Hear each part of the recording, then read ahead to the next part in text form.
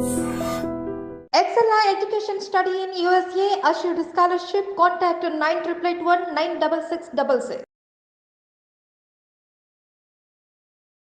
నమస్కారం, welcome to I dream. నేను విచిత. ప్రస్తుతం మనతో పాటు ఉన్నారు oncology surgeon doctor Mohan Vamshi గారు. ప్రస్తుత రోజుల్లో చూసుకుంటే క్యాన్సర్ అనే మహమ్మారి ఎక్కువగా వినిపిస్తూ ఉంటుంది. ప్రతి ఒక్కరిలో కూడా మనకు క్యాన్సర్ అనే ఒక వ్యాధి వచ్చింది అని చాలా ఎక్కువ మందిలో వింటూ ఉన్నాం. అసలు ఏంటి, ఎందుకు వస్తుంది క్యాన్సర్? రెగ్యులర్గా మనకు చెప్తూ ఉంటారు, మనం వాడే ఆయిల్స్ వల్ల కానీ మన లైఫ్ స్టైల్ వల్ల కానీ కూడా క్యాన్సర్ వచ్చే అవకాశం ఉందని ఈ మధ్య కాలంలో వింటూ ఉన్నాం. అదంతా అసలు ఎంతవరకు నిజం, ఇప్పుడు సార్తో మాట్లాడి తెలుసుకుందాం. నమస్తే సార్. నమస్తే అండి. సార్, క్యాన్సర్ ఈ పదం అయితే ఈ మధ్య రెగ్యులర్గా వినిపిస్తూనే ఉంటుంది సార్. True, very true. అవును సార్. అసలు క్యాన్సర్ అనగానే అమ్మో ఒక భయం సార్. నిజంగా ఎందుకు సార్, ఎందుకు ఇంత ఎక్కువగా వినిపిస్తుంది? భారతదేశంలో అబౌట్ 142 crore పాపులేషన్లో ప్రతి సంవత్సరం అబౌట్ ICMR ఎస్టిమేట్ ప్రకారం 15.5 lakh న్యూ క్యాన్సర్స్ డయాగ్నోస్ చేయబడుతున్నాయి. అంటే 1.5 million. ఓకే. ప్రపంచం మొత్తం మీద ఇట్స్ అబౌట్ 20 crore. ఇండియాలోనే 1.5 million ఉందండి. చైనా పాపులేషన్ మనకన్నా కొంచెం తక్కువ ఇప్పుడు, బట్ అక్కడ అబౌట్ 36 lakh క్యాన్సర్స్ ఉన్నాయి. సో మన ఇండియాలో probably grossly under estimated disease అండి ఇది. మన ప్రాబ్లం ఏంటంటే cancer is not a notifiable disease. వాళ్ళు మార్నింగ్ నేను క్యాన్సర్ పేషెంట్ చూసాను అనుకోండి, నేను ఎవరికి రిపోర్ట్ చేయాల్సిన అవసరం లేదు. నేను దానికి ట్రీట్మెంట్ చేసి ఆయన ఇంటికి పంపించేస్తే హ్యాపీ. అదే కరోనా కేసు చూసామనుకోండి, ఇమీడియట్గా మున్సిపల్ అథారిటీస్కి హెల్త్ పోర్టల్లోనూ అప్లోడ్ చేయాలి, అన్ని చేయాలి. సో అందువల్ల మన భారతదేశంలో సైంటిస్టులు, డాక్టర్లు బిలీవ్ చేసేదంటే క్యాన్సర్ ఇన్సిడెంట్స్ ICMR వారి అంచనా 15.5 lakhs ఉంటే దానికి డబుల్ ఉంటుందని అనుకుంటున్నాం. ఓకే. ఎందుకంటే చాలా చోట్ల ఇంకా క్యాన్సర్ని నోటిఫై చేయట్లేదు. ఏదో few city population based tumour రిజిస్ట్రీస్ని తీసుకొని దాన్ని బట్టి అంచనా వేస్తున్నారే తప్ప కరెక్ట్ అంచనాలు లేవు. సో ఈ అంచనాల ప్రకారం కూడా ప్రతి 9 మందిలో ఒకరు క్యాన్సర్ బారిన పడుతున్నారు ఇండియాలో. అంటే ఒక ఫ్యామిలీలో 9 మంది ఉంటే life time risk of one of them developing cancer. ఎందుకు సార్ అసలు రీజన్ ఏంటి? అంటే చాలా ఎక్కువైపోతుంది. ప్రతి 1,00,000 మందికి, ఉదాహరణకి అమీర్పేట్ పాపులేషన్ 1 lakh అనుకోండి, అందులో 107 మంది క్యాన్సర్ బారిన పడుతున్నారు. సో ప్రతి సంవత్సరం న్యూ కేసెస్. ఇట్లా ఇది అర్బన్ ఏరియాస్లో చాలా ఎక్కువగా ఉంటుంది. ఈ క్యాన్సర్ అవడానికి అనేక రకాలైన కారణాలు ఉన్నాయండి. అందులో మోస్ట్ ఇంపార్టెంట్ ఎన్విరాన్మెంటల్ ఫ్యాక్టర్స్, రెండోది జెనెటిక్ ఫ్యాక్టర్స్. జెనెటిక్ ఫ్యాక్టర్స్ చాలా తక్కువ రోల్ ప్లే చేస్తాయి. ఉదాహరణకి అంజలినా జోలీ పేరు విన్నారా? Famous Hollywood movie heroine. వారి తల్లిగారికి ట్రిపుల్-నెగటివ్ బ్రెస్ట్ క్యాన్సర్ ఉందని వారు BRCA1 BRCA2 టెస్ట్ చేయించుకొని వారికి పాజిటివ్ ఉండటంతో వారికి 100% life time risk of developing breast cancer, 80% risk of developing ovarian cancer అని తెలుసుకొని ముందుగానే 2011లోనే 2 బ్రెస్ట్లు తీయించేసుకున్నారు, 2 ఓవరీలు తీయించేసుకున్నారు. అంటే ఆప్షన్ లేదా సార్? ఖచ్చితంగా వస్తుంది వారికి, 100% వస్తుంది. మన తెలుగు మూవీ హీరోయిన్ హంసానందిని గారు మొన్న మధ్య ఒక 2 years బ్యాక్ వారు అనౌన్స్ చేశారు, వారికి కూడా ట్రిపుల్-నెగటివ్ బ్రెస్ట్ క్యాన్సర్, వారికి కూడా BRCA1 పాజిటివ్ ఉందని. సో ఈ BRCA1 BRCA2 అంటే hereditary breast ovarian cancer syndrome అంటారు. అంటే వీళ్ళకి బ్రెస్ట్ క్యాన్సర్, ఓవేరియన్ క్యాన్సర్ వచ్చే అవకాశాలు చాలా ఎక్కువగా ఉంటాయి. అలాగే వారి పిల్లలు కూడా ఉంటాయి, వారి అక్క చెల్లెలు కూడా రిస్క్ ఎక్కువగా ఉంటుంది. సో దానికి డెఫినెటివ్ ఇండికేషన్స్ ఉన్నాయి. ఈ టెస్ట్ ఇప్పుడు మనకి ఈజీగా మన భారతదేశంలో మన హాస్పిటల్లోనే సింపుల్ బ్లడ్ టెస్ట్ అంటే ఇది. బ్లడ్తోనే చెక్ చేసుకుని BRCA1 ఉందా లేదా తెలుసుకోవచ్చు. సిమ్టమ్స్ ఏం తెలియదా సార్? ఏముండవండి, సిమ్టమ్స్ ఏముంటాయి, ఏముండవు. అలాగే ఈ బ్రెస్ట్ క్యాన్సరే కాదండి, కొన్ని రకాల thyroid cancers, medullary thyroid carcinoma, దానికి రెట్ జీన్ అంటారు. అలాగే కొన్ని రకాల మల్టిపుల్ ఎండోక్రైన్ నియోప్లేసియాస్, లించ్ సిండ్రోమ్ అని ఉంటుందండి, ఫెమిలియల్ ఎడినోమాటస్ నాన్ పాలిపోసిస్ కోలి అంటే వాళ్ళకు కూడా క్యాన్సర్ వచ్చే అవకాశాలు, మిగతా క్యాన్సర్లు వచ్చే అవకాశాలు కూడా ఎక్కువగా ఉంటాయి. తర్వాత కొంతమందికి ఫెమిలియల్ ఎడినోమాటస్ పాలిపోసిస్ కోలి అని ఉంది, FAP జీన్, వాళ్ళకి 30-40 ఏళ్ళకే మొత్తం కోలన్ అంతా కూడా క్యాన్సర్స్ వచ్చే అవకాశం ఉంటుంది. మొత్తం కోలనే తీసేయాలి వాళ్ళకి ప్రొఫైలాక్టిక్గా, ఆ FAP జీన్ ఉన్న వాళ్ళకి. ఇట్లా అనేక రకాల జెనెటిక్ మ్యుటేషన్స్ ఈ క్యాన్సర్ని కలగజేస్తాయి. ఇవే కాకుండా అసలు క్యాన్సరే జెనెటిక్ మ్యుటేషన్ వస్తుందని ఇప్పుడు సైంటిస్టులు ఖచ్చితంగా నిర్ధారించారు. ఇప్పుడు వాట్సన్ అండ్ క్రిక్ మన జన్యువుల్ని పూర్తిగా అనలైజ్ చేయడం జరిగింది, వారికి నోబెల్ ప్రైజ్ కూడా ఇచ్చారు. ఇప్పుడు మన బాడీలో ఉండే 22,000 ప్రోటాన్ కోడింగ్ జీన్స్లో ఒక 500 to 600 ఆంకోజీన్స్ అంటే క్యాన్సర్ కారక జన్యువుల్ని సైంటిస్టులు ఐడెంటిఫై చేశారు. ఈ జన్యువుల్లో వచ్చే మ్యుటేషన్ వారంగానే క్యాన్సర్ వస్తుంది. అది కూడా ఖచ్చితం. ఇప్పుడు అంటే ఇప్పుడు ఏ క్యాన్సర్ వచ్చినా ఎవరికి వచ్చినా సరే వారికి వారి బ్లడ్ తీసుకొని అందులో ఉన్న సర్క్యులేటింగ్ ట్యూమర్ ఫ్రీ డిఎన్ఏ తీసుకొని లేకపోతే ఆ ట్యూమర్ టిష్యూ తీసుకొని ఏ జెనెటిక్ మ్యూటేషన్ వల్ల క్యాన్సర్ వచ్చిందో చెప్పేయచ్చు. ఆ మ్యూటేషన్కి టార్గెటింగ్ డ్రగ్స్ ఏమన్నా ఉంటే అవి కూడా ఇవ్వచ్చు. ఇప్పుడు లంగ్ క్యాన్సర్కి చాలా అందుబాటులో ఉన్నాయి. అవి అడ్వాన్స్ లంగ్ క్యాన్సర్ పేషెంట్స్ కూడా చాలా కాలం బ్రతుకుతున్నారు ఎడినోకార్సినోమాస్ జెనెటిక్ టెస్టింగ్ చేయించుకొని. సో ఈ జన్యుపరమైన మ్యూటేషన్స్ అనేది ఒక ఇంపార్టెంట్ కాజ్ ఫర్ క్యాన్సర్. జన్యుపరమైన మ్యూటేషన్ కనుక ఉన్నట్టయితే 12 ఏళ్ళ ఆడపిల్లకి లంగ్ క్యాన్సర్ రావచ్చు. అంటే ఏమి లేకుండా ఉండవు. సో ఇవి మనకు తెలియదు. సో ఆ జన్యుపరమైన కారణాలు ఏమీ లేకపోయినట్టు చాలా వాటి కారణాలు ఇంకా తెలియదు. ఇప్పుడు విన్స్టన్ చర్చిల్ లాగా 80 సంవత్సరాలు స్మోక్ చేసినా ఆయనకి లంగ్ క్యాన్సర్ రాలేదు. సో ఇలా ఈ 2 రకాలు ఇంపార్టెంటే. సో ఎన్విరాన్మెంటల్ ఫ్యాక్టర్స్ అనేవి ఇంకా ఇంపార్టెంట్. ఎన్విరాన్మెంటల్ ఫ్యాక్టర్స్ అంటే మీ అందరికీ తెలుసు. మొత్తం మన లైఫ్ స్టైల్ పూర్తిగా మారిపోయిందండి. మనం వీఆర్ ఫైటింగ్ విత్ నేచర్. మనం ప్రకృతితో ఫైట్ చేస్తున్నాం. అందువల్లే ఈ జబ్బులు విపరీతంగా పెరిగిపోతున్నాయి, రోజుకి పెరిగిపోతున్నాయి. WHO వాళ్ళు ఎస్టిమేట్ చేసేటంటే వాళ్ళ ICMR స్టాటిస్టిక్స్ ప్రకారమే 2040కి డబుల్ అయిపోతాయి. అంటే 30 లక్షలు అయిపోతాయి. అంటే యాక్చువల్గా 60 లక్షలు ఉంటాయి అన్నమాట. సో ఈ లైఫ్ స్టైల్ చేంజెస్ అంటే మనం రోజు చూస్తూనే ఉన్నాం కదండి. అర్బనైజేషన్. సో మనం మార్నింగ్ లేవటంతోనే సన్లైట్ లేదు, పొద్దున్నే సన్లైట్కి ఎక్స్పోజ్ అవ్వట్లేదు, air condition rooms, plastic toothbrush, synthetic toothpaste, plastic bucket, hot water in the plastic bucket, plastic water బాటిల్తో వాటర్ తాగటం, పొద్దున్నే లేవగానే ఆ సీరియల్స్ అవి ఉంటాయండి. దాంట్లో ప్రాసెస్డ్ ఫుడ్స్, అందులో పామ్ ఆయిల్ను అనేక రకాల ప్రిజర్వేటివ్స్ యాడ్ చేసి మన పిల్లలకు పెడుతున్నాము. మార్నింగ్ ఇడ్లీ తిన్నారనుకోండి, అది fermented carbohydrate. Actually carbohydrate is of course carbohydrate ఎక్కువ మోతాదులో తినకూడదు, సరైన మోతాదులో తినాలి. బట్ ఇడ్లీ ఏమవుతుంది, ఫెర్మెంట్ చేస్తారు అంతే కదా. పిండిని ఫెర్మెంట్ చేసేసరికి ఆ సింపుల్ కార్బోహైడ్రేట్ కాంప్లెక్స్ కార్బోహైడ్రేట్ అయిపోతుంది. That is good for health. Okay. So ఇలాంటివి తింటాం మానేసి మనము ఈ సీరియల్స్ ఇలాంటివి తింటుంటే మరి అదే మీరు అనేక రకాల ఫుడ్ ఐటమ్స్, మన అన్ని ఫుడ్ ఐటమ్స్ కూడా కంటామినేటెడ్, పెస్టిసైడ్స్, ఫెర్టిలైజర్స్, ఇవన్నీ కూడాను మన క్యాన్సర్స్ కారణాలే. ఒక రకంగా పాయిజన్ అయిపోయినట్టు. మీరు కార్ ఎక్కుతారు మార్నింగ్ పొద్దున్నే 9 o'clockకి, మన ఆల్రెడీ 9 o'clockకి వింటర్లో కూడా మరి వేడిగానే ఉంటుంది. ఆ కార్ లోపల ఉన్న ప్లాస్టిక్, దాని నుంచి వచ్చే గ్యాసెస్, ఎన్విరాన్మెంటల్ పొల్యూషను. మీరు ఎక్కడ ఆగకర్లా, పంజాగుట్ట సెంటర్లో కారు ఆగిపోతే ఒక 5 minutes రెడ్ లైట్ వలన మీరు 100 సిగరెట్లు తాగిన పొల్యూషన్ లోపలికి వెళ్ళిపోతుంది. సిగరెట్ తాగక్కర్లేదు, అంత పొల్యూషన్ ఉంటుంది. సో ఇలా లైఫ్ స్టైల్ పూర్తిగా మారిపోయిందండి. దీనివల్లే ఈ అన్ని రకాల క్యాన్సర్స్ వస్తున్నాయి. తినే ప్రాసెస్డ్ ఫుడ్స్, ఆ పిజ్జాలు, బర్గర్లు, packed cool drinks, tinned foods, అన్ని సాచురేటెడ్ ఫ్యాట్స్, ఇవన్నీ అనేక రకాలుగా వనస్పతి, అనేక రకాలైన కంటామినేటెడ్ ఆయిల్స్, ఇవన్నీ వాడి తయారు చేస్తున్న ఫుడ్స్ని మనం కన్జ్యూమ్ చేస్తున్నాం. హై కార్బోహైడ్రేట్స్, బిస్కెట్స్ అంటే ఏంటండి, చాలా హై హీట్లో దా కార్బోహైడ్రేట్ని పౌడర్ చేయటం, జస్ట్ మనకి పిండి పదార్థం రావటం. సో ఇవన్నీ కూడాను క్యాన్సర్ కారణాలండి. ఇవే కాకుండా నా మోస్ట్ ఇంపార్టెంట్ ఏంటంటే మన చేంజ్. ఇప్పుడేంటి, పగలు మనం పని చేసుకొని రాత్రి నిద్రపోవాలి కదా. ఇప్పుడు మార్నింగ్ నేను బంజారాస్ నుంచి వస్తుంటే, గచ్చిబౌలి వస్తుంటే 100 టాల్ టవర్స్, అవన్నీ వెల్ లిట్ టవర్స్, అందరు పనిచేస్తున్నారు అక్కడ, రాత్రంతా పనిచేస్తున్నారు. So this is against the natural rhythm. Natural రిథమ్ని సర్కేడియన్ రిథమ్ అంటాం. ఈ రిథమ్ని మనం బ్రేక్ చేస్తున్నాం. పగలు పడుకొని రాత్రి పని చేస్తున్నాం.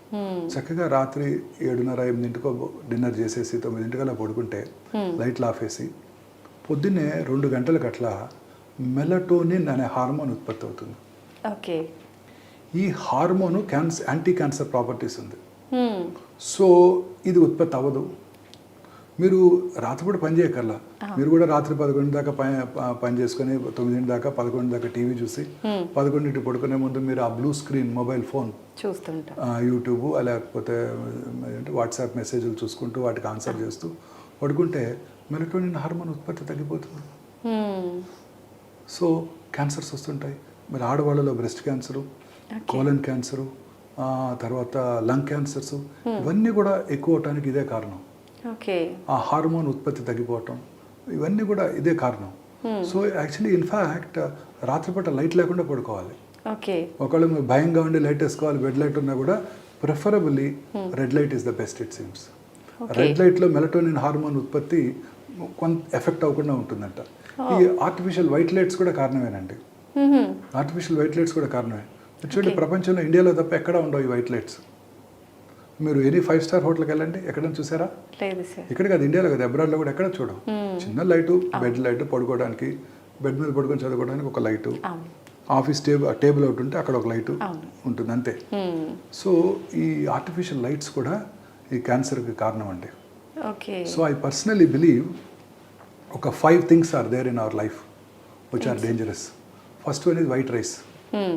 ఈ పాలిష్డ్ రైస్ అండి, just plain carbohydrate goes into our body. Just anything excess is dangerous. తగిన మోతాదులో ఉండాలి. పూర్వకాలంలో ఇవి తినేవాళ్ళు కాదు. దంపుడు బియ్యం, పార్బాయిల్డ్ రైస్ తమిళనాడులోను కేరళలో తింటారు. మనకి తెలంగాణలో కూడా అనేక మొత్తం పార్బాయిల్డ్ మిల్స్ ఉన్నాయి. సో ఈ parboiled rice is far superior. లేదా hand pound rice, single pound rice, ఇవన్నీ కూడా ఫార్ సుపీరియర్. రైసే తినాలి అనుకుంటే. మిల్లెట్స్ కూడా ఆఫ్ కోర్స్ వెరీ హెల్దీ, దీంతో పాటు తినగలిగితే. రైసే తినాలనుకుంటే this is far healthy food. In fact ఇడ్లీస్లో పార్బాయిల్డ్ రైసే వాడతారు. They don't use white rice. So white rice, తర్వాత white sugar. Sugar is dangerous అండి. చాలా మంది అడుగుతుంటారు, క్యాన్సర్ వచ్చిన వాళ్ళు షుగర్ తినకూడదా డాక్టర్ గారు అని. నో, షుగర్ అందరూ తినొచ్చు, తగిన మోతాదులో తినాలి, అంతే తప్ప షుగర్ ఎక్కువ తీసుకునే వాళ్ళలో అనేక రకాలైన మెటబాలిక్ ప్రాబ్లమ్స్, ఊబకాయము, డయాబెటీస్ అన్నీ వచ్చి వాళ్ళ కూడా క్యాన్సర్ వచ్చే అవకాశాలు ఎక్కువగా ఉంటాయి. సో వైట్ షుగర్ ఇది my personal this thing. White rice, white sugar, white maida. Maida is the most dangerous substance. రోజు తినే, మన పిల్లలు తినేది, మీరు తినేది యంగ్స్టర్స్ మైదానే. మీరు తినే ప్రతి అదేంటి నాను, రోటీ, చిన్న చిన్న హోటల్స్లో అన్నింటిలోనూ మిల్లెట్స్తోనూ లేకపోతే వీటితోనూ రోటీ చేయరు మీకు. మైదా ఇస్ ద చీపెస్ట్, టేస్టీగా కూడా ఉంటుంది, మంచి కలర్ ఉంటుంది. Chole bhatura, bhatura is nothing but maida. ఈ మైదా వాడేటప్పుడు how do they do it? ఈ వీటిని వైట్ కలర్ పాలిష్ చేయడానికి అనేక రకాలైన గ్యాసెస్, కెమికల్స్ వాడతారు. ఆ కెమికల్స్ అన్ని పొటాషియం బ్రోమైడ్ అనేది వాడతారు. అది highly dangerous. That causes cancer. And that it's pure carbohydrate. Again carbohydrate intake ఎక్కువ అనుకోలది ఊబకాయము, క్యాన్సర్. సో మీరు తినే ప్రతి పేస్ట్రీ, పటిసరీ, ప్రతి కేక్, ప్రతి ఐటమ్ కూడాను మైదాతో తయారు చేసింది. సో వైట్ మైదా. తర్వాత white salt. White salt is equally dangerous. అనేక రకాలైన కార్డియాక్ ప్రాబ్లమ్స్ వాటికి దారితీస్తుంది. And last is white light. So ఈ 5 వైట్స్ని అవాయిడ్ చేయాలండి. చేస్తే హెల్తీగా ఉండొచ్చేమో. వైట్ సాల్ట్ ప్లేస్లో ఏ సాల్ట్ యూజ్ చేయొచ్చు? Rock salt. షుగర్ బదులు brown sugar, natural sugars, jaggery. Pink salt ఎక్కువగా ఈ మధ్య యూజ్ చేస్తున్నారు sir. Better. Pink salt is good. అనేక రకాలుగా మనం ఈ న్యాచురల్ ఫుడ్స్ని మానేసి ఇవి చేస్తుండేసరికి క్యాన్సర్స్ ఎక్కువైపోతున్నాయి అండి. తర్వాత ఇండస్ట్రియల్ పొల్యూషన్. బట్ అర్బన్ ఏరియాస్లో క్యాన్సర్ ఇన్సిడెన్స్ చాలా ఎక్కువ అండి. ఇండియాలో కూడా మీరు క్లాసికల్గా రూరల్ అర్బన్ డివైడ్ ఉందండి. 2022 స్టాటిస్టిక్స్ ప్రకారం ఈ రూరల్ ఏరియాస్లో వచ్చే క్యాన్సర్స్ తగ్గిపోతున్నాయి. 2010లో cervical cancer is the leading cancer. అవును సార్. ఇప్పుడు 2022లో 22 స్టాటిస్టిక్స్ మనకి ఇప్పుడు అందుబాటులో ఉన్నాయి. Breast cancer 2,24,000 new breast cancer patients per annum in India. అంటే ప్రతి 4 నిమిషాలకి ఒక స్త్రీ బ్రెస్ట్ క్యాన్సర్ బారిన పడుతున్నారు. ప్రతి 6 నిమిషాలకి ఒక స్త్రీ సర్వైకల్ క్యాన్సర్ వల్ల చనిపోతున్నారు. సో ఇమాజిన్ చేయండి the magnitude the problem. 2,50,000 gastrointestinal tract cancers. ఇవి మనకు తెలిసినవి. తెలియనివి అన్రిపోర్టెడ్ కేసులు ఇతకి డబుల్ ఉంటుంది. సో ఇంకా అనేక రకాలుగా ఈ డైట్, ఈ హై ఫైబర్ తీసుకున్నారనుకోండి, అనేక రకాలైన క్యాన్సర్స్ వచ్చే అవకాశాలు తగ్గిపోతాయి. ఊబకాయం వచ్చే అవకాశాలు తగ్గిపోతాయి, ఒబిసిటీ, కోలన్ క్యాన్సర్ వచ్చే అవకాశాలు తగ్గిపోతాయి, బ్రెస్ట్ క్యాన్సర్ వచ్చే అవకాశాలు తగ్గిపోతాయి. You see, obesity is a very important risk factor. Breast, colon, అన్ని రకాల ఎండోమెట్రియం, యూట్రైన్ క్యాన్సర్, ఎండోమెట్రియం, ఇవన్నీ కూడా ఒబిసిటీలో ఎక్కువ ఉంటాయి. వీటన్నిటికీ అగైన్ కారణం diet. White sugar, white salt, white rice, ఇవే కారణం అన్నమాట. So high fibre, lots of greens, vegetables, fruits. Fruits కంటే లాట్ ఆఫ్ యాంటీ ఆక్సిడెంట్స్. ఇవన్నీ కూడా మనలో ఈ క్యాన్సర్ రాకుండా చేస్తాయి. ఓకే. ప్లెంటీ ఆఫ్ ఫ్రూట్స్ తీసుకోవాలి మనందరం కూడా. తర్వాత గ్రీన్స్, మీట్ తక్కువగా, red meat, especially this red meat అంటే మీకు తెలుసు కదా, ల్యాంబ్, బీఫ్, ఇవన్నీ కూడా రెడ్ మీట్. ఓకే. ఇవి తక్కువగా తీసుకుంటూ, తర్వాత white meat is little preferable. Okay. అంటే fish and chicken, skinless chicken. Okay. ప్రపంచంలో అత్యంత లాంగివిటీ ఉన్న countries 2, Spain, Japan. Okay. Spain అంటే మెడిటరేనియన్ క్లైమేట్. ఆ climate is very good climate, the best climate in the world. అక్కడ చాలా రకరకాల fruits దొరుకుతాయంట. Okay. స్పానియర్డ్స్ బ్రతికినంత 90 వాళ్ళ లాంగివిటీ. సూపర్ సార్, చాలా తక్కువ మంది మన దగ్గర. Healthy life Spaniards. వాళ్ళు తినే డైట్ ఏంటంటే ఇవే, olives, fruits, vegetables, sea fish. Sea fish is the best. Sea fish is the best. And good amount of sunlight. అవును సార్. అక్కడ సన్లైట్ మనలాగే మనకున్నట్టే వాళ్ళకు కూడా ఉంటుంది.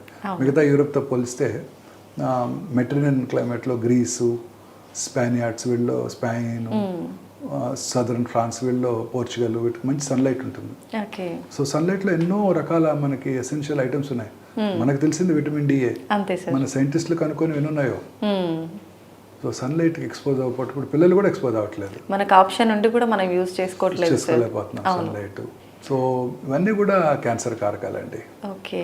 సో వీటిని అవాయిడ్ చేయడమే మోస్ట్ ఇంపార్టెంట్. ఇప్పటి నుంచే మనం ప్లాన్ చేసుకోవాలి. మన పిల్లలకి బాటిల్స్లో వాటర్ ఇవ్వకుండా చేసుకోవటం. ఇప్పుడు వేడి కాఫీ మీరు ప్లాస్టిక్ కప్లో తాగారనుకోండి, అనేక టాక్సిన్స్ ఆ కప్లోంచి కాఫీకి వచ్చేస్తాయి. Micro oven, it's quite harmful. Teflon coated this non stick pans చాలా పాపులర్ ఒకప్పుడు. ఆయిల్ లేకుండా దోశ వేసుకోవచ్చు అని చెప్పి చాలా మంది వాడేవాళ్ళు. They are quite dangerous. ఏం యూజ్ చేయాలి సార్? న్యాచురల్ మన ప్యాన్స్ ఉంటాయి ఓల్డెన్ డేస్లో ఉండే అవి. ఈ టెఫ్లాన్ కోటెడ్ ప్యాన్స్ అన్ని కూడా చాలా డేంజరస్ అండి. నాకు కూడా తెలియదు చాలా కాలం వరకు. ఆయిల్ లేకుండా తినొచ్చు, బాగుంటుంది. ఆయిల్ హెల్త్ కి అంత మంచిది కాదు కాబట్టి ఇది ఆయిల్ తర్వాత అనేక రకాల ఈ రిఫైన్డ్ ఆయిల్స్ మీద కూడా చాలా ఉన్నాయి. మన ఈ మధ్య I went meet cardiologist. So ఆయన చెప్తున్నారు ఈ రిఫైన్డ్ ఆయిల్స్ కన్నా మన ఓన్ వేరుశెనగ నూనె, గానుగలో చేసిన కొబ్బరి నూనె ఫార్ బెటరు. సో ఈ రిఫైన్డ్ ఆయిల్స్లో ఈ పాలీ అన్సాచురేటెడ్ ఫ్యాటీ యాసిడ్స్ కలిపి చేస్తున్నారు, కానీ they are not that natural oils are far superior health అని చెప్తున్నారు ఆయన కూడా. ఓకే. అయితే సార్ రిపీటెడ్గా ఒకటే ఆయిల్ కంటిన్యూగా వాడటం వల్ల కూడా ఛాన్స్ ఉంటుందా సార్? వెరీ కరెక్ట్ క్వశ్చన్ అడిగారు. అది ఇప్పుడు రోజు అక్కడ పెడతారు మిర్చి బజ్జీ, పొద్దున్న ఆయిల్ పోస్తాడు, దాంట్లోనే వేస్తూ ఉంటాడు. సాయంకాలం మనం వెళ్ళి అక్కడ నుంచొని 100 మంది కార్లు మరి ఆపి కూర్చొని తింటుంటారు. 100% కార్సినోజెనిక్ అండి. Reused oils are 100% carcinogenic. 100%. ఒక రకంగా మన లైఫ్ స్టైల్ వల్ల మనమే కొన్ని తెచ్చుకుంటున్నాం కదా. అనేక రకాలు. ఒక టాబ్లెట్ ఇవ్వగానే ఫస్ట్ మామూలు టాబ్లెట్, దీనికి సైడ్ ఎఫెక్ట్స్ ఏంటి డాక్టర్ గారు అని అడుగుతారు. అవును. అక్కడికి వెళ్ళి చక్కగా ఆనందంగా కూర్చొని ఆ డర్టీ హ్యాండ్స్తో ఆ రీయూజ్డ్ ఆయిల్స్లో వేసే బజ్జీల్ని ఆనందంగా ఒక క్వశ్చన్ అడగకుండా డబ్బులు ఇచ్చి మరీ తినొస్తున్నాం. అంతే. అవి టెంప్ట్ చేస్తుంటాయి సార్, తిను అన్నట్టు. అడగంగానే ముందు టాబ్లెట్ కానీ సైడ్ ఎఫెక్ట్స్ ఏంటి డాక్టర్ గారు? అవును. సర్జరీ చేయగానే కాంప్లికేషన్స్ ఏమైనా ఉన్నాయా డాక్టర్ గారు అని అడుగుతుంటారు. శుభం బాలకం అంటే అవును జనరల్లీ సర్జరీ చేయగానే ఫస్ట్ క్వశ్చన్ అదే, కాంప్లికేషన్స్ ఏమైనా ఉన్నాయండి?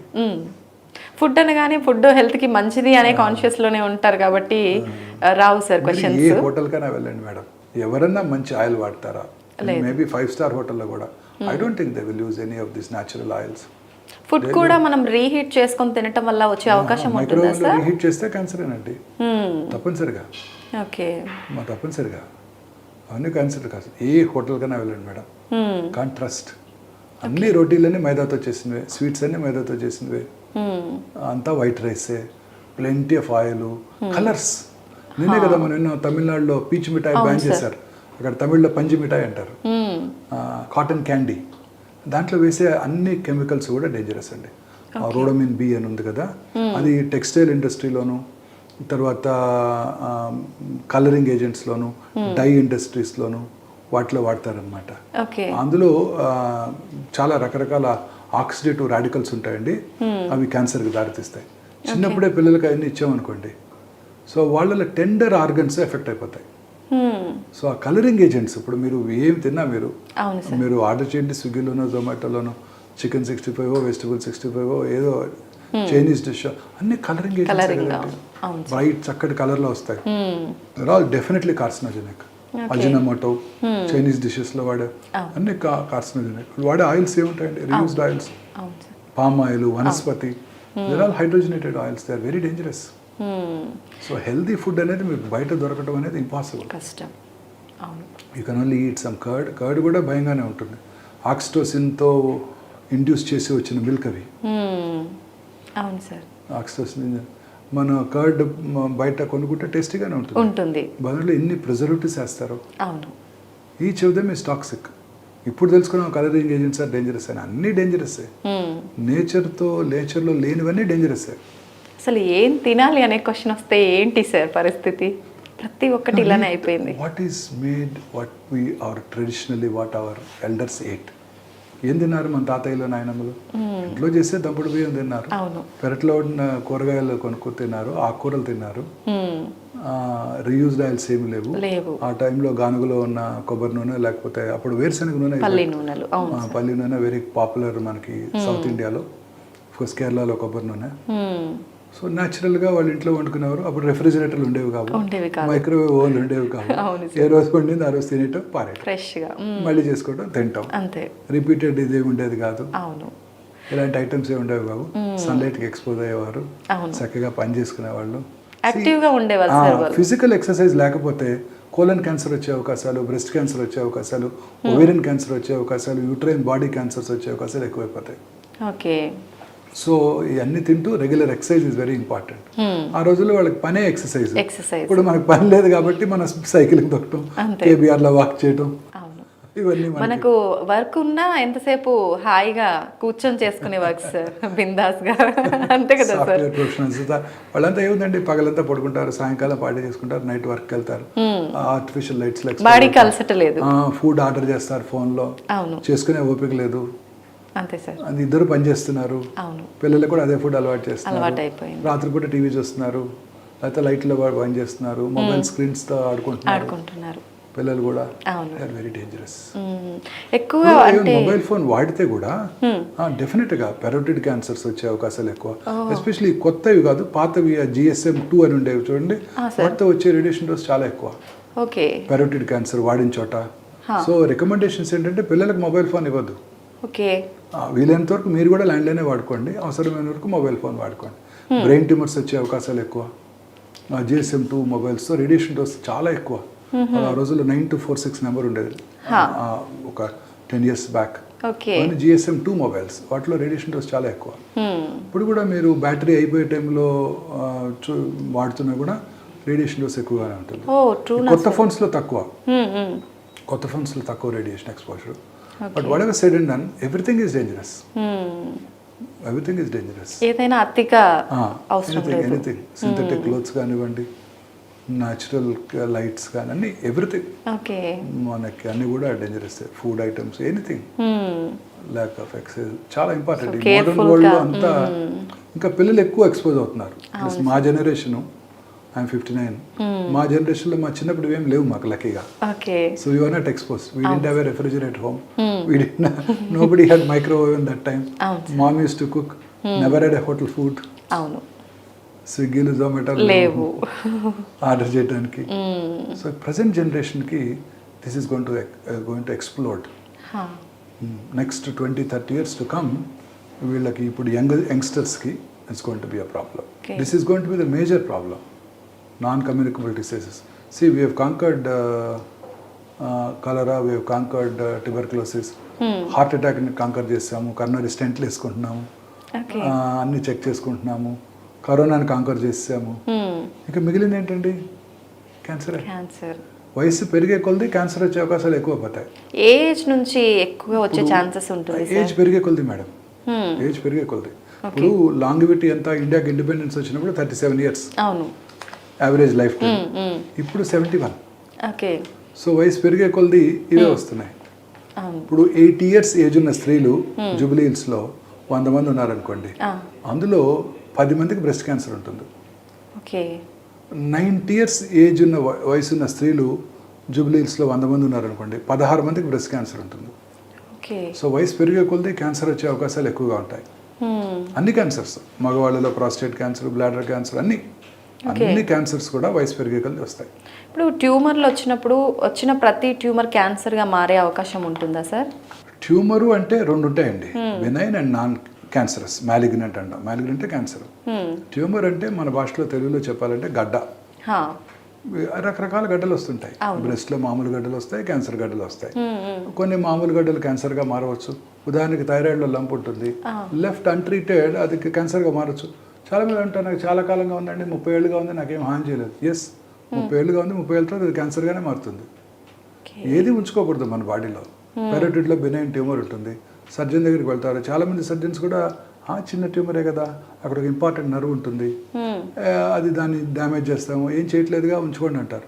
It turns into malignancy. Ordinary innocuous fibroadenoma బ్రెస్ట్లో ఉందనుకోండి, ఫైబ్రాయిడినోమా పేరు విని ఉంటారు కదా, చిన్నపిల్లల్లో వస్తుంటుంది, టీన్స్లో వస్తుంటుంది. Left untreated life time risk of developing into cancer, అంటే క్యాన్సర్ అయ్యే అవకాశాలు 2%. ఓకే. సో ఏది మనం ఉంచుకోకూడదు.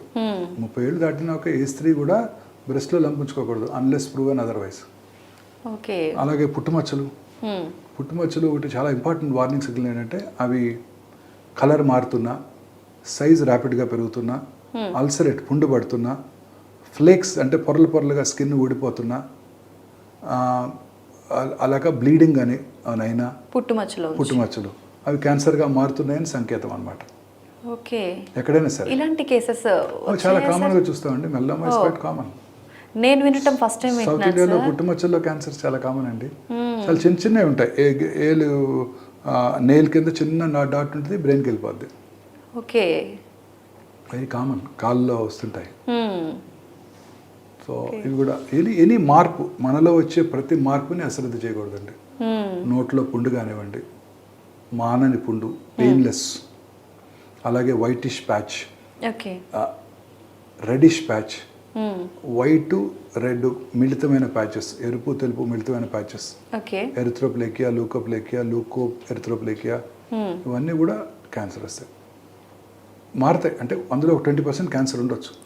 ఎనీథింగ్, ఎనీ చేంజ్, చిగుళ్ళ నుంచి బ్లడ్ రావటం, లేదా నోట్లో ఏదైనా ఫారిన్ బాడీ ఉన్నట్టు అనిపించడం, నాలుగు భాగంలో క్యాన్సర్ ఉంటాయి, ఏదో ఫారిన్ బాడీ మింగినా అక్కడే ఉన్నట్టుగా ఉంటుంది. మాటలో స్పష్టత కోల్పోవటం, అందులో క్యాన్సర్ వచ్చినప్పుడు పుండు కనిపించకపోవచ్చు, లోపల ఉండొచ్చు, మాటలో స్పష్టత కోల్పోవటం, అది కూడా క్యాన్సర్ లక్షణాలే.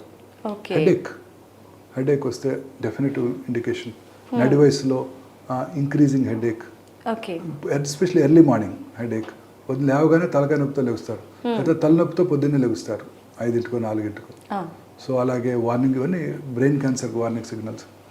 ఇలా మన శరీరంలో వచ్చే ఎటువంటి మార్పుని, మలమూత్ర విసర్జన అలవాట్లో మార్పు రావటం, ఫుడ్ తీసుకోవడంలో ఇబ్బందిగా ఉండటం, కొంచెం ఫుడ్ తీసుకోగానే పొట్ట ఫుల్ అయినట్టు ఉండటం, బ్లీడింగ్ ఫ్రమ్ ఎనీవేర్, మోషన్లో బ్లడ్ పట్టడం, యూరిన్లో బ్లడ్ పట్టడం, నిప్పుల నుంచి బ్లడ్ డిశ్చార్జ్ రావటం, ఇంటర్మెన్స్ట్రల్ బ్లీడింగ్ అంటే పీరియడ్స్ కాని టైంలో బ్లడ్ రావటం, పోస్ట్ కాయిటల్ బ్లీడింగు, ఇలా అనేక రకాలుగా బ్లీడింగ్ ఎక్కడొచ్చినా సరే అశ్రద్ధ చేయకూడదు. అయితే క్యాన్సర్ వచ్చినప్పుడు స్పెసిఫిక్గా ఏదైనా పార్ట్లో వచ్చినప్పుడు ఆ పార్ట్ని రిమూవ్ చేయడము, అక్కడ ఏదైనా ట్యూమర్ లాగా వచ్చినప్పుడు అది రిమూవ్ చేయడం అలా చేస్తుంటారు కదా సార్, అలా రిమూవ్ చేసిన తర్వాత ఆ ప్లేస్లో మళ్ళీ వచ్చే ఛాన్స్ ఉండదంటారా? ఎస్, తప్పకుండా అండి. క్యాన్సర్ అనేది అంత సింపుల్ కాదు. క్యాన్సర్ అంటే ఏమిటి, మన శరీరంలో ఉన్న కోట్లాది కణాల్లో ఏదో ఒక కణం అప్రతీతంగా పెరిగిపోవడానికి క్యాన్సర్ అంటాం. అది కంట్లో రావచ్చు, స్కాల్ప్ మీద రావచ్చు, బ్రెయిన్లో రావచ్చు, ఎక్కడైనా రావచ్చు.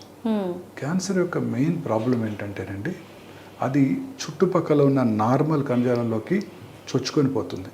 క్యాన్సర్ అంటే గ్రీక్ భాషలో పీత అని అర్థం. సో మనం క్రాబ్ తింటుంటారు మన వాళ్ళు, నాన్ వెజ్ తినేవాళ్ళు. క్రాబ్ తినామంటే గ్రీక్ దేశంలో క్యాన్సర్ తినామని అడగాలన్నమాట వాళ్ళు. క్యాన్సర్ అంటే పీత అని అర్థం అండి. సో పీతలాగా ఆ కాళ్ళు అలా చొచ్చుకొని పోతుంటాయి నార్మల్ టిష్యూస్లోకి. చిన్నప్పుడు చదువుకున్నాం సెల్లు, యాటమ్ అంటే ఎంత స్మాల్గా ఉంటుంది. ఆ కణాలు రక్తనాళాల ద్వారా, లింఫ్ నాళాల ద్వారా శరీరంలో ఇతర భాగాలకు పాకిపోతాయి. అది క్యాన్సర్తో మెయిన్ ప్రాబ్లం. అందుకే ఓల్డెన్ డేస్లో క్యాన్సర్ వచ్చినప్పుడు ఈ కాన్సెప్ట్ తెలియనప్పుడు, అంటే 1920 తర్వాతే ఈ కాన్సెప్ట్ సైంటిస్టులకు తెలిసాయి. అంతకుముందు సర్జరీ చేశారనుకోండి బ్రెస్ట్కి, బ్రెస్ట్ తీస్తారు, మళ్ళీ తిరిగి వచ్చేది లంగ్లోనో లివర్లోనో. సో అందరికీ ఒక అపోహ ఉండేది, కత్తి పెడితే క్యాన్సర్ పెరిగిపోతుంది, అది అపోహ.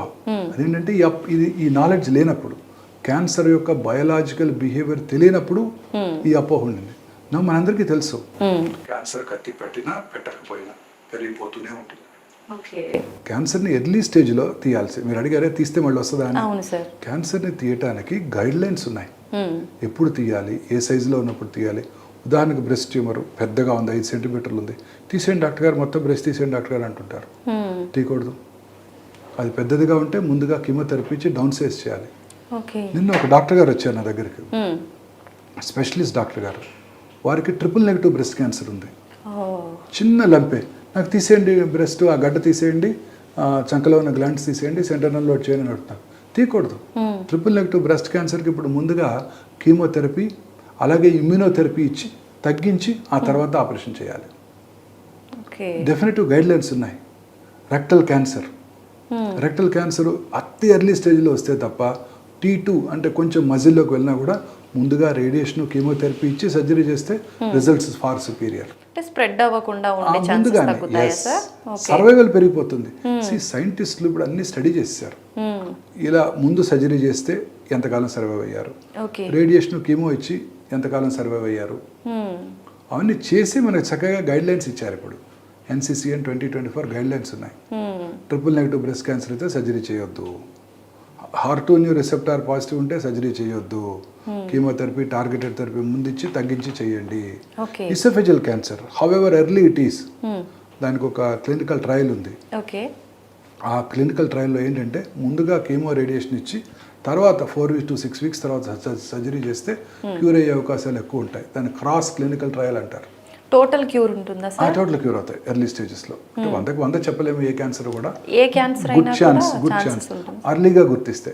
సో అందుకని ఇప్పుడు క్యాన్సర్కి గైడ్ లైన్స్ ఉన్నాయి, మనం అవి ఫాలో అయిపోవాలి. ట్యూమర్ ఉంది తీసేయండి అనకూడదు. ఓవేరియన్ క్యాన్సర్ అర్లీ స్టేజ్లో ఉంటే సర్జరీ చేస్తాం, లేట్ స్టేజ్లో ఉంటే కీమోథెరపీ ఇచ్చి తగ్గించి అప్పుడు ఆపరేషన్ చేస్తాం. అట్లా అన్నిటికీ గైడ్ లైన్స్ ఉన్నాయి. 2+2 అంటే 4 అమెరికాలో అయినా, ఇండియాలో అయినా, ఆఫ్రికాలో అయినా. అట్లనే క్యాన్సర్ కూడా అంతే. ఈ గైడ్ లైన్స్ ఫాలో అయిపోతే వీఆర్ సేఫ్. సో అంతే తప్ప ప్రతి క్యాన్సర్ పేషెంట్ని సర్జరీ చేసేయాలి ముందు. చాలా మంది అడుగుతుంటారు, డాక్టర్ గారు ఇవాళ క్యాన్సర్ డయాగ్నోస్ చేస్తారు రేపు తీసేస్తారంటే. నో, ముందు చెక్ చేసుకోవాలి ఆపరేషన్ చేసే స్టేజ్లో ఉందా లేదా, ఎస్పెషలీ బ్రెస్ట్ క్యాన్సర్. ఇవన్నీ చూసుకొని ట్రిపుల్-నెగటివ్ అయితే ముందు కీమోథెరపీ ఇమ్యూనోథెరపీ ఇచ్చి తగ్గించి, లేదా ఓన్లీ కీమోథెరపీ ఇచ్చి తగ్గించి అప్పుడు సర్జరీ చేయాలి. సో అన్నిటికీ కూడా గైడ్ లైన్స్ ఉన్నాయి. ఇప్పుడు ఆ గైడ్ లైన్స్ ఫాలో అయిపోవాలన్నమాట. ఫాలో అయిపోతే we are safe. Order of treatment కూడా ముందు సర్జరీ చేయాలా, లేకపోతే కీమో రేడియేషన్ ఇచ్చి సర్జరీ చేయాలా, అయిపోయిన తర్వాత అడ్జువెంట్ ట్రీట్మెంట్ ఎవరికి చేయాలి, పోస్ట్ ఆపరేటివ్ పెథాలజీ రిపోర్ట్ని బట్టి treatment is defined and designed. అలా చేస్తే మంచి రిజల్ట్స్ ఉంటాయి, ఆప్టిమల్ రిజల్ట్స్ ఉంటాయి. కానీ ఒకటి మాత్రం ఏంటంటే క్యాన్సర్లో మా ఒక సీనియర్ సర్జన్ చెప్పారు, the unpredictable biological behaviour of the tumour makes the most predictable treatment unpredictable. అంటే దాని బిహేవియర్ ఎలా ఉంటుందంటే ఎంత మంచి ట్రీట్మెంట్ ఇచ్చినా కూడా తిరిగి వస్తుంటాయి. సో ఇది it's going to be a very complex problem. అర్లీగా ఉంది క్యాన్సరు, ఎండోమెట్రియల్ క్యాన్సరు, సర్జరీ చేసాము, రేడియేషన్ కూడా ఇచ్చాము అతి జాగ్రత్తగా, 3 నెలల్లోనూ 6 నెలల్లోనూ తిరిగి వస్తుంది. సో ఎండోమెట్రియం ఎస్పెషల్లీ అంటే గర్భసంచి బాడీ క్యాన్సర్స్. సో సైంటిస్టులు ఇప్పుడు వాటికి ఒక ప్రొగ్నాస్టిక్ ఫ్యాక్టర్స్ ఇందాక చెప్పాను చూసారా, జెనెటిక్ మ్యూటేషన్ ఐడెంటిఫై చేశారు. సో ప్రతి ఎండోమెట్రియల్ క్యాన్సర్కి పేషెంట్ కూడా ఇప్పుడు జెనెటిక్ మ్యూటేషన్ స్టడీస్ చేస్తున్నాం. చేసి ఎవరికి ఇది బాగుంటుంది, ఎవరికి తిరిగి వస్తుందో కూడా చెప్పగలుగుతున్నాం. సో ఫ్యూచర్ ఆఫ్ ఆంకాలజీ అంతా ఇలానే ఉండబోతుంది. సో ఇప్పుడు అన్ని చోట్ల breast oncologist, gynaec oncologist, GI oncologist, uro ఆంకాలజిస్టులు ఉన్నారు. కచ్చిబౌలిలో జిఏ ఆంకాలజిస్టు, బంజారాస్లో యూరో ఆంకాలజిస్టు ఉన్నారు. ఫ్యూచర్లో ఎలా ఉండబోతుందంటే రండి, ఇదంతా కూడా ఆర్గన్ బేస్డ్ క్యాన్సర్ ట్రీట్మెంట్ ఉండదు, genetic mutation based cancer treatment ఉంటుంది. అంటే HER2 ఆంకాలజిస్ట్, EGFR ఆంకాలజిస్ట్, అలా ఉండబోతుంది ఫ్యూచర్ అంతా. ఏ క్యాన్సర్ అయినా కూడా జెనెటిక్ మ్యూటేషన్ టెస్ట్ చేసుకొని ఆ మ్యూటేషన్ ఎవరికి పాజిటివ్ ఉంటే ఆ ట్రీట్మెంట్ ఇస్తారు ముందుగానే. ఫ్యూచర్ ఆఫ్ ఆంకాలజీ ఇలా ఉండబోతుంది. Surgical oncologist will be out of work. నేను already the verge of retirement, 5 ఏళ్ళు పనిచేస్తాను. నెక్స్ట్ జనరేషన్ వాళ్ళకి ఇబ్బంది. అంత ఫ్యూచర్ ఆఫ్ ఆంకాలజీ అంతా కూడా మెడికల్ ఆంకాలజీ. ఒక పేషెంట్ హాస్పిటల్కి వస్తే ఒక 10 ml బ్లడ్ డ్రా చేసి పేషెంట్ నుంచి అందులో సర్క్యులేటింగ్ ట్యూమర్ సెల్స్ని ఐడెంటిఫై చేస్తున్నారు. ఓకే. సర్క్యులేటింగ్ ట్యూమర్ సెల్స్ అంటే క్యాన్సర్ కణాలు దాంట్లోకి వెళ్ళిపోతాయి, రక్తంలోకి వెళ్ళిపోతాయి. బ్లడ్లో మీకు తెలుసు white cells, red cells, platelets ఉన్నాయి. దాంతోపాటు థౌజండ్స్ ఆఫ్ వైట్ సెల్స్, అదే millions of red blood cells, billions of platelets, దాంతోపాటు 5 నుంచి 10 సర్క్యులేటింగ్ ట్యూమర్ సెల్స్ ఉంటాయి. వాటిని ఐడెంటిఫై చేసే టెక్నాలజీ ఇప్పుడు మనకు అందుబాటులో వచ్చింది. ఆల్రెడీ వచ్చేసింది. ఇప్పుడు మీరు ఎవరైనా పేషెంట్ వచ్చి క్యాన్సర్ ఉందా అంటే 10 ml బ్లడ్ తీసుకొని లిక్విడ్ బయాప్సీ చేస్తే దాన్ని లిక్విడ్ బయాప్సీ అంటారు.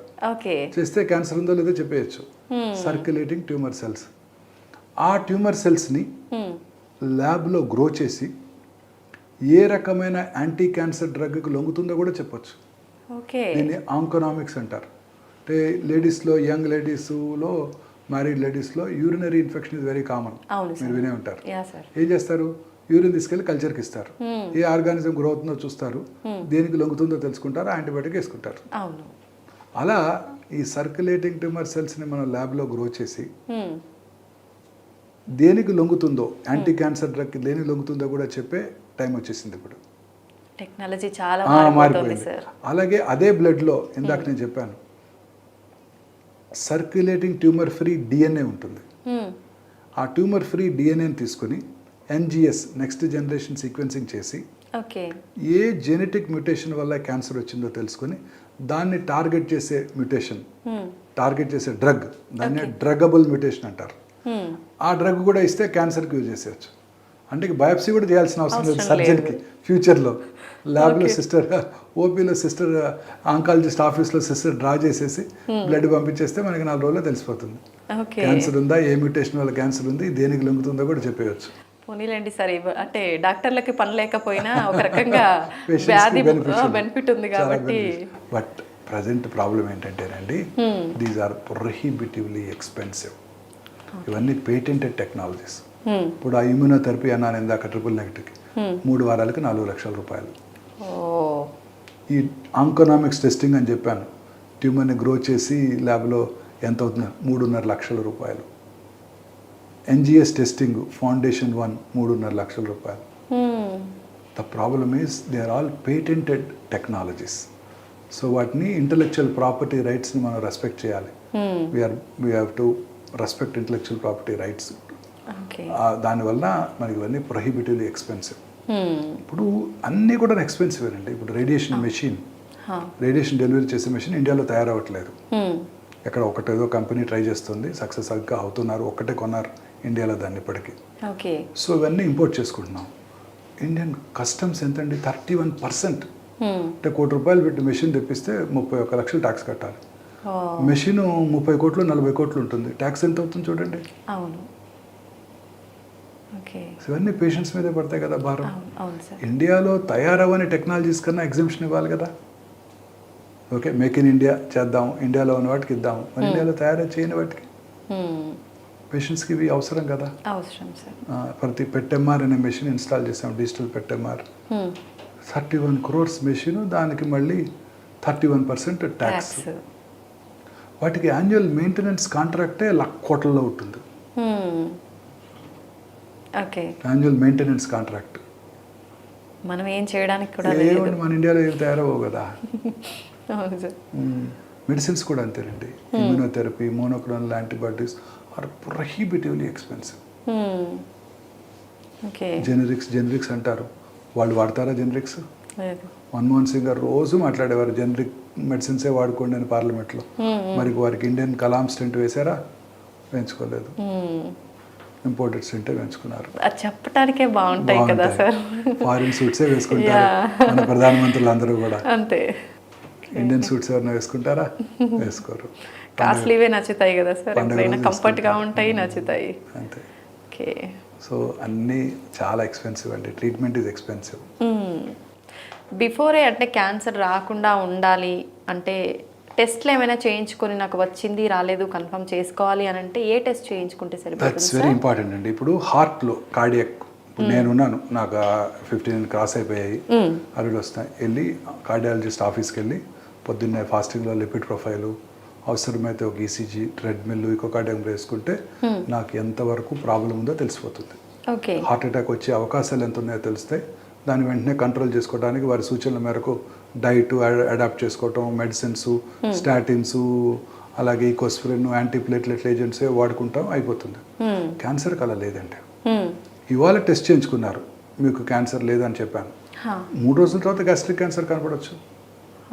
అంత ఫాస్ట్గా? ఫాస్ట్ అని కాదు, this no way we can find out. Okay. Screening అని ఉంది మనకి ఇప్పుడు, గర్భసంచి ముఖద్వార క్యాన్సర్. ఓకే. దానికి లాంగ్ ప్రీ క్యాన్సరస్ ఫేజ్ ఉంది. అంటే క్యాన్సర్ రాకముందే దాన్ని పట్టుకోవచ్చు, ఏది క్యాన్సర్గా మారుతుందో తెలుసుకోవచ్చు. వాటికి స్క్రీనింగ్ చేసుకుంటే తెలుస్తుంది. Pap smear, clinical examination, visual inspection అంటాము, అలాగే అవసరమైతే క్లినికల్ ఎగ్జామినేషను ప్యాప్స్మియర్తో చెప్పేయచ్చు. ఓకే. కానీ మిగతా క్యాన్సర్స్కి అలా లేదు. సర్వైకల్ క్యాన్సర్కి మీరు, అంటే గర్భసంచి ముఖద్వార క్యాన్సర్కి మీరు స్క్రీనింగ్ చేసుకుంటే క్యాన్సర్ రాకుండా చేసుకోవచ్చు, సెకండరీ ప్రివెన్షన్ అంటాం. అదే బ్రెస్ట్ క్యాన్సర్ స్క్రీనింగ్ చేయించుకున్నాం అనుకోండి, క్యాన్సర్ని ముందుగా గుర్తించవచ్చు, అంతే తప్ప క్యాన్సర్ రాకుండా చేయలేము. అదే మగవాళ్ళలో అయితే ప్రాస్టేట్ క్యాన్సర్, సంవత్సరానికి ఒకసారి 50 దాటినాక ప్రతి పురుషుడు కూడా పిఎస్ఏ టెస్ట్ చేయించుకుంటే క్యాన్సర్ రావడానికి ముందుగా పట్టుకోవచ్చు, అంతే తప్ప క్యాన్సర్ని ప్రివెంట్ చేయలేము. సర్వైకల్ క్యాన్సర్లో మాత్రమే ప్రివెన్షన్ ఉంది, సెకండరీ ప్రివెన్షన్. సర్వైకల్ క్యాన్సర్లో వెరీ ఇంపార్టెంట్ ప్రైమరీ ప్రివెన్షన్ కూడా ఉంది. అంటే ఈ cervical cancer human papillomatous virus infection వల్ల వస్తుంది. ఆ పాపిల్లోమాటస్ వైరస్ని మనం ప్రివెంట్ చేయడానికి వ్యాక్సిన్ కనుక వేయించుకున్నట్టయితే మన ఆడపిల్లలందరికీ 10-12 ఏళ్ల కల్లా వాళ్ళకి క్యాన్సర్ రాకుండా చేసుకోవచ్చు. Any cancer? Cervical cancer. అది ప్రైమరీ ప్రివెన్షన్. సెకండరీ ప్రివెన్షన్ ఈ స్క్రీనింగ్. బట్ ఫ్యూచర్లో ఈ మధ్య కొత్త టెక్నాలజీ క్యాన్సర్ వ్యాక్సిన్ ట్రీట్మెంట్ కూడా వాడతారు. ఇప్పుడు కరోనా టైంలో మీకు mRNA వ్యాక్సిన్ డెవలప్ చేశారు. What did it do? ఆ కరోనా వైరస్ యొక్క mRNA తీసుకొని, అది RNA వైరస్, mRNA తీసుకొని అది కనుక మనకి ఇంజెక్ట్ చేస్తే మనకి కరోనా రాదు, కానీ అది కరోనాని సిమ్యులేట్ చేసి యాంటీబాడీస్ తయారవుతాయి. అదే అలా క్యాన్సర్ కూడా యాంటీజెన్స్ని తీసుకొని వాటికి యాంటీబాడీస్ని ప్రమోట్ చేయడానికి ఆ RNA మనకిచ్చే ఆ వ్యాక్సిన్ క్యాన్సర్ కలగజేయదు, బట్ క్యాన్సర్ని మిమిక్ చేస్తూ మనలో ఇమ్యూనిటీని పెంచుతుంది. ఇది ఫ్యూచర్ ఆఫ్ ఆంకాలజీ. ఇదే కాదు, ఇప్పుడు ఇమ్యూనోథెరపీ అని వచ్చింది. ఇమ్యూనోథెరపీ అంటే ఏంటండి? మనలో యాంటీబాడీస్తో పాటు టీ సెల్స్ అని ఉంటాయి. T cells are killer cells. ఈ కిల్లర్ సెల్స్ ఫారిన్ బాడీ ఏదొచ్చినా కిల్ చేసేస్తాయి. కరోనా వైరస్ కానివ్వండి, క్యాన్సర్ సెల్ కానివ్వండి, మీరు కొంతమంది ట్రాన్స్ప్లాంట్ చేయించుకుంటారు, కిడ్నీ ట్రాన్స్ప్లాంట్. ఆ ట్రాన్స్ప్లాంటెడ్ కిడ్నీని కూడా బయటకు పుష్ చేస్తుంది. ఫారిన్ బాడీ ఏదున్నా కూడా మన కిల్లర్ సెల్స్ ఇన్ఫ్లమేషన్ మౌంట్ చేసి వాటిని చంపేస్తాయి. Very interesting. ఈ క్యాన్సర్ సెల్స్ ఎంత స్మార్ట్ అంటే ఆ ఇమ్యూనిటీని మాస్క్ చేస్తాయి, అంటే బ్లాక్ చేస్తాయి. సో ఇప్పుడు వచ్చే ఇందాక నా ఇమ్యూనోథెరపీ అని, ఇమ్యూనోథెరపీ ఏం చేస్తుందంటే ఆ ఇమ్యూనిటీని బ్లాక్ చేయకుండా చూస్తుంది, అన్మాస్క్ చేస్తుంది, మాస్క్ చేయకుండా చూస్తుంది అనమాట. అప్పుడు మన killer cells become active and go and kill the cancer. This is the future of oncology, immunotherapy. Very important. Sir, మనము ఇందాక ఫుడ్ గురించి మాట్లాడుకున్నాం కదా, ఏ ఫుడ్ తీసుకుంటే క్యాన్సర్ వచ్చే ఛాన్సెస్ ఎక్కువగా ఉంటాయని. అయితే వాటర్ కూడా మనం ఎక్కువగా వాటర్ ప్యూరిఫైయర్లు, ఫిల్టర్లు ఇవి వాడుతున్నాం కదా సార్, వాటి ద్వారా కూడా వచ్చే ఛాన్స్ ఏమైనా ఉంటుందా? No, anything which is not natural is not good అండి. సో వాటర్ కంటామినేట్ అయిపోయింది అన్ని చోట్ల కూడా, అనేక రకాలుగా కంటామినేట్ అవుతుంది. సో అందువల్ల ఈ కంటామినేట్స్ వల్ల క్యాన్సర్స్ వస్తాయి. అనేక రకాలైన ప్లాస్టిక్స్ మనం నదుల్లో పారేస్తున్నాము, అన్ని చోట్ల అవే ఉంటున్నాయి ప్లాస్టిక్స్. అవి ఏ రకమైన సబ్స్టెన్సెస్ని ప్రొడ్యూస్ చేస్తాయో మనకు తెలియదు. రోజు చూస్తున్నాం కదా, ఎంటైర్ మన సీ, అన్ని మహాసముద్రాల్లో కూడా, ఓషన్స్లో కూడా ఈ ప్లాస్టిక్స్ వల్ల చాలా దెబ్బతింటున్నాయి, కలుషితమైపోతున్నాయి. So anything contaminated water is also dangerous. Okay sir, cervical cancer గురించి మాట్లాడుకున్నాం కదా మనం ఇందాక, వచ్చే ముందు మనకి సిమ్టమ్స్ ఏమైనా తెలుస్తాయా సార్? డెఫినెట్గా మేడం, వార్నింగ్ సిగ్నల్స్ ఉంటాయి. ఇంటర్మెన్స్ట్రల్ బ్లీడింగ్, పీరియడ్స్ కాని టైంలో బ్లీడింగ్ రావటం, వైట్ డిశ్చార్జ్ ఉండటం, పుండు నుంచి కారే ద్రవాలు వైట్ డిష్గా ఉంటాయి, అవి ఇన్ఫెక్ట్ అవుతాయి. It's a dirty area for men and women. Infect అయినప్పుడు స్మెల్తో, అంటే అల్సర్ ఎప్పుడు ఇన్ఫెక్ట్ అవుతుంది, స్మెల్తో కూడిన డిశ్చార్జ్ రావటము, ఎల్లోయిష్ డిశ్చార్జ్ రావటము, దాంట్లో కొంచెం బ్లడీ డిశ్చార్జ్ రావటము, పోస్ట్ కాయిటల్ బ్లీడింగ్, భర్తతో చేరిన తర్వాత బ్లీడింగ్ అవటం, తర్వాత లో grade abdominal pain, lower abdominal pain, back pain, ఇవన్నీ ఉంటుంటాయండి బాగా అడ్వాన్స్ స్టేజెస్లో.